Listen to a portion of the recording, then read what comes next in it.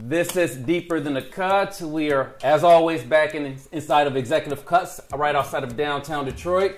T, Zeke, New Era Detroit, D'Angelo. Yes, sir. It's deeper. Yes, it's much deeper than the cut. Hey, what up, brother?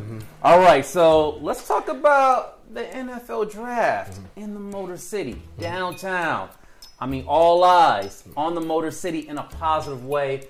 Gentlemen, I just want all of you to share your candor on what kind of opportunity you feel this is for our great city. I feel like it's a great opportunity, you know, for the city as far as everybody being able to have a focus in on the city of Detroit.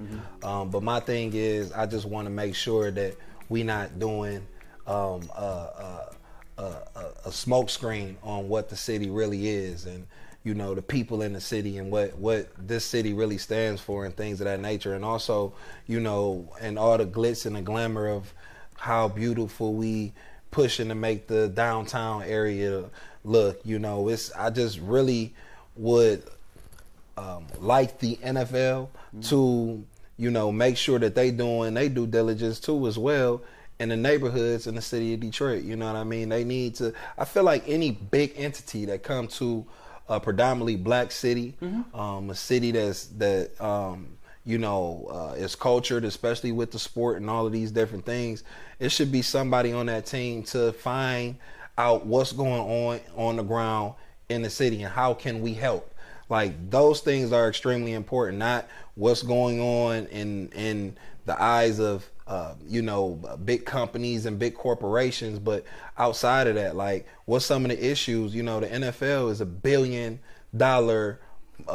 Multi-billion dollar. Multi-billion. So when we talk about billions and billions, when we talk about type of resources and the type of people and funding that's going to be in this community, and I know they talking about, I forget the exact number of the expectation.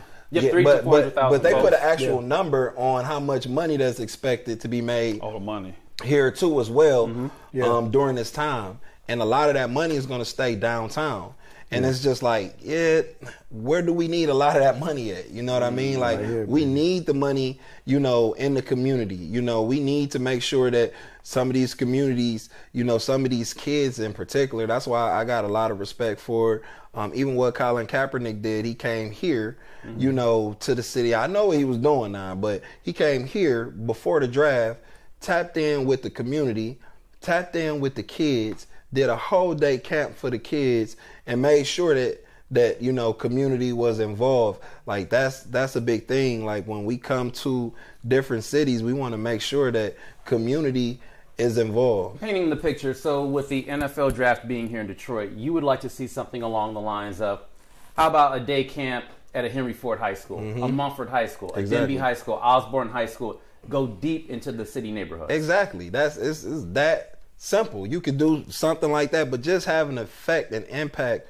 on the kids that's growing up watching this game, the kids that's growing up, you know, that want to be a part of this one day, the kids that's, you know, having a hard time, who lights may be off, who parents is behind on rent.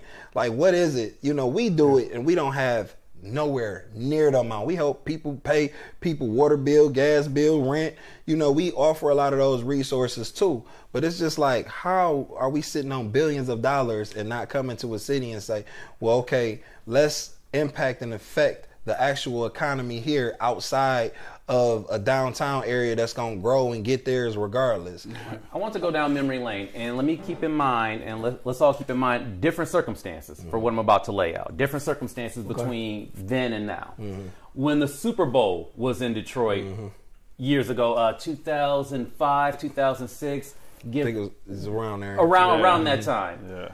Downtown Detroit, again, different circumstances, different time.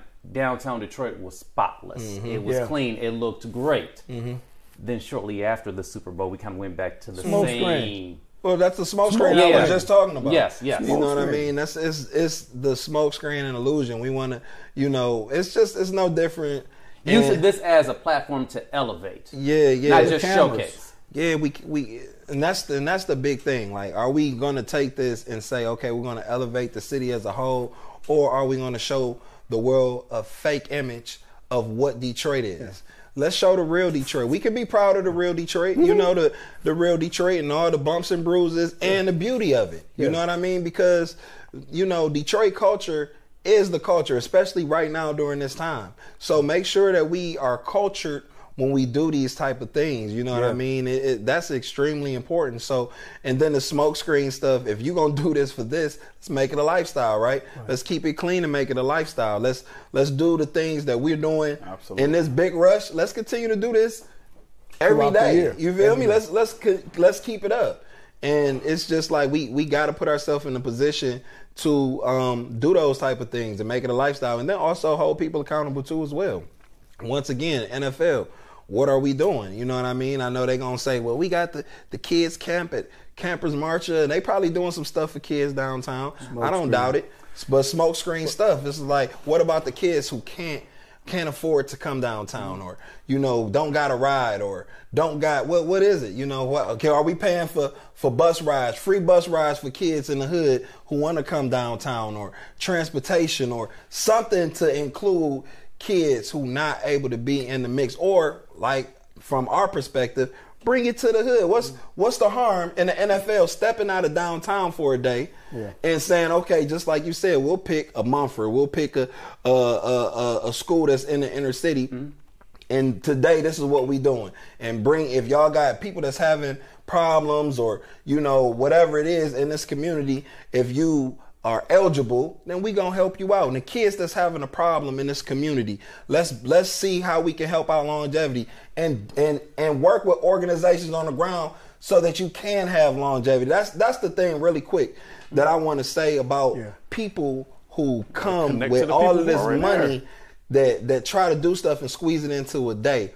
The way that you go about doing it is that way, but you have to build with these organizations on the ground for longevity. Because when you leave, you need to be connected to that organization to continue to push that movement. So it's very important to work with the people that's on the ground. All great points, Zeke. The real factor is either of us getting on the phone and getting someone at the NFL in a conversation is probably nearly impossible. With that being said, New Era Detroit, you're big on the education of politics, holding our local officials accountable. What are some of the questions you, myself, T, and D'Angelo can ask your city council, your mayor's office about, hey, with this kind of event coming to Detroit, how can we trickle some of those dollars back into the neighborhood? What are some of the questions people should be formulating, you think? Yeah, I mean, I don't know if I don't want to be long-winded. No, go for it. No, we got time. This is deeper than the cut. Yeah. So I feel like if we have politicians and people that's truly for the people, we wouldn't even have to ask those questions. Politicians should be up there right now. Everybody that's sitting up at city council, people that's in the mayor's office, let's make sure that we able to get the city involved in this. How can we get the city involved in this? Well, how is you go about, you bring people that's connected to the city. You bring people that's connected on the ground. You bring your people that's, your football coaches, your basketball coaches, your mentors, your mentees. You bring all of these people that's on the ground day to day. The people who cut hair in barbershops, that's community. Churches, pastors, churches, all of it. That's community input. Now, so many times we have stuff going on in the city, and then we scratching our head like they say, well, we got community input about this, and we like, well, from who? Like, what person did you ask about that? You know what I mean? Like, who did you go through? Because we, as a whole, we wouldn't have said that this is okay. You know what I mean? So for us, it's just putting ourselves in a position to make sure politicians should be doing this. And then this is a prime time for people to look how politicians act when they get in front of these people. You feel me? So when they come here, watch your politicians. Watch how they moving over next week when the NFL draft here. What resources? Because if I was sitting on city council or anywhere, man, I'm getting as many multi-billion dollars. Listen, we about to play it like this. You feel me? Yeah, we can do this downtown. Our downtown is beautiful. It's growing. I mean, I love being downtown. I love moving around. I love the water. Looks great. So But how we about to take this and make this a real thing for the real Detroit and the people that's been in Detroit and seize this opportunity to do so?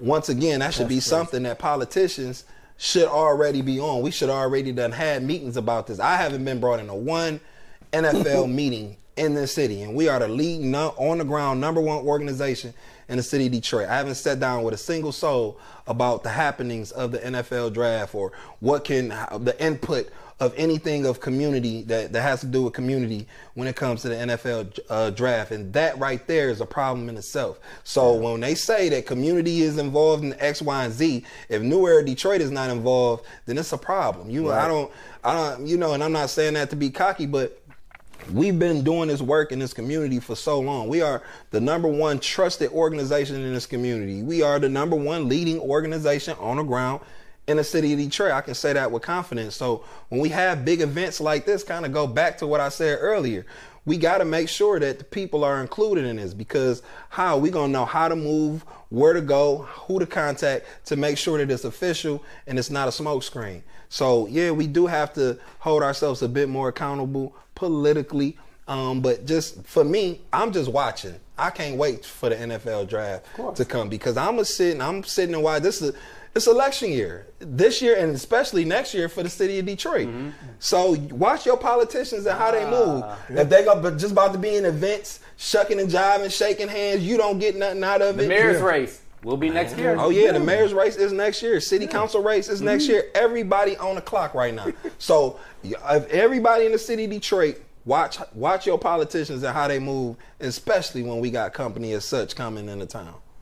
I think it's sad and it's unfortunate that we can watch them move so fast and build infrastructure for a multi-billion-dollar company to come here, but every day our people struggle. Mm-hmm. Every day, the same kids. You're speaking of the stage, the draft stage, the facade, the smoke screen. Yeah, the smoke screen. They put it up for their people to come and put their program on in our city. It's a nice stage. But it is a nice stage.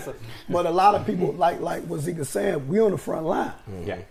We in the community, we're doing the legwork, but getting no recognition, no rewards for that. But at the same time, the same kids that's going to the NFL, who's doing the work to produce those? Who's coaching? Who's mentoring? Right. The Little League, Zeke, I'm sure you know a lot of Little League football coaches that will say, man, this is all out of my pocket, man. We try to go here to get money. We try to go to the NFL to get some type of grants and stuff like that. But even myself personally, I know a few coaches that they do the work. Mm-hmm. They do the work. They buy minivans. Mm-hmm. They spend their own money to buy vehicles to take these young boys, you know, from our culture and our communities, to teach them and coach them when their own fathers are not around, and get them to the field with their mothers, helping out, buying cleats, keeping food, you know, paying a couple bills here and there, different things like that. That's the side I would like to see the NFL kind of step in, because this generation right now in Little League football, they're going to grow. They're going to stay in programs based on what they're getting now from like guys like you, Zeke, and other coaches around our community, and they're going to be in the NFL one day. Yeah. That's very important, man. Like, if nothing else, even if you take community organizations like mine's out of the question, did you do your due diligence? This is football. Did you do your due diligence and going around the city and organizing all the football coaches who got to deal with all these kids that's going through all of these problems on a day in and day out basis, and say, well, what do these kids need most? How can we help as this big conglomerate of a company and a nonprofit, the NFL is, you know what I mean? Yeah. So they can have their way in so many ways to help out a circumstances. Was that done? Was that process done? And I'm almost willing to bet that it hasn't been. It hasn't been done. So, you know, that's a problem in itself. We talking football. Why aren't we not bringing all the coaches to the table? And just like you said, brother, I know coaches the exact same way, man, that put everything on the line for these kids, man, and sacrifice everything. There's so many kids whose parents is not here or in jail or just not in their life who need that mentorship. And these coaches, they step up, man, and they do it because they love the kids, they love coaching, they love the sport. And it's like, what love is the sport giving back to black communities and black children who's growing to develop to make these same people more money? So How are we going to play that? Man, that's heavy. Okay. That's heavy. Very heavy and very insightful. Mm-hmm. Appreciate you, Zeke. Yeah, I appreciate y'all. Always, brother. Much love. Always. T, D'Angelo, Zeke. It's deeper. It's deeper than the cut. There we go. NFL draft. Let's help elevate Detroit. It's deeper than the cut. That's right. All right.